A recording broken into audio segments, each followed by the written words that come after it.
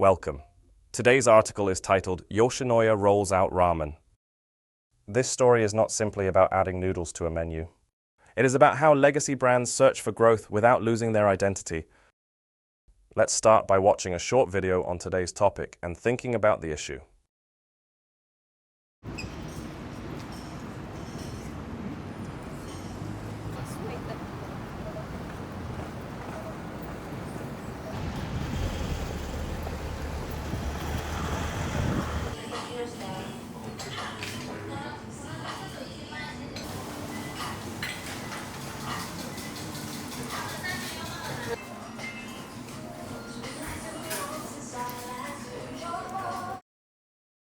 Wasn't that interesting? Now let's start with a similar case. Many long-running food chains eventually expand beyond a signature dish. They introduce new items to attract younger or global customers. The challenge is doing so without weakening the core. Noodle dishes often travel well across borders. They adapt easily to local tastes and dietary rules. This makes them attractive for international expansion. Established chains periodically refresh their offerings. This helps them stay relevant in crowded markets. However, reinvention always carries risk. New menu launches often generate excitement at first. The real test comes after the novelty wears off. Sustained demand determines success.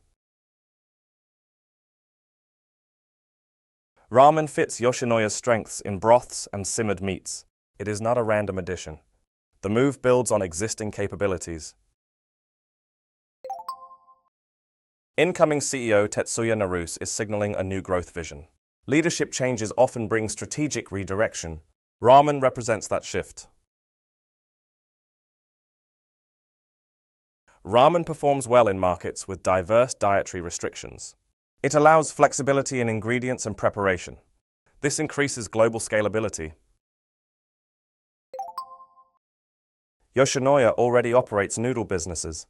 Its supply chains and service systems are in place. This lowers the cost of experimentation. Yoshinoya is strongly associated with beef bowls. Expanding too far may blur customer expectations. Brand stretch must be carefully managed. Affordable pricing is central to Yoshinoya's appeal. Ramen must match that expectation.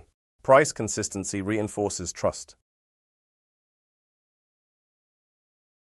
Success will not be measured by first-time orders. It will depend on repeat customers. Habit, not novelty, defines long-term wins. Now let's look at two expressions that help us describe ranking and conditional outcomes.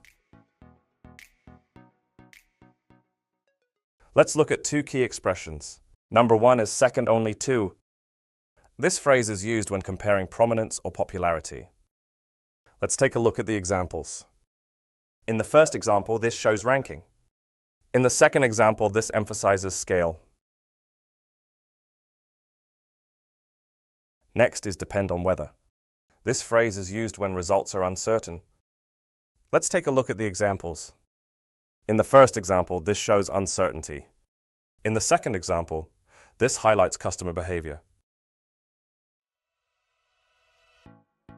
Now let's take a look at three vocabulary words related to growth and strategy. The word growth engine. This word is used in business strategy context. In the example, this shows strategic focus. Supply chain. This word is used when discussing operations. In the example, this highlights efficiency. Affordable.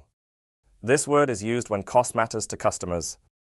In the example, this explains appeal. Great work today. Today's article shows how even established brands must evolve. Growth requires experimentation, but also discipline. As you read the full article, consider this question. How far can a brand expand without losing what made it successful? See you in the next lesson.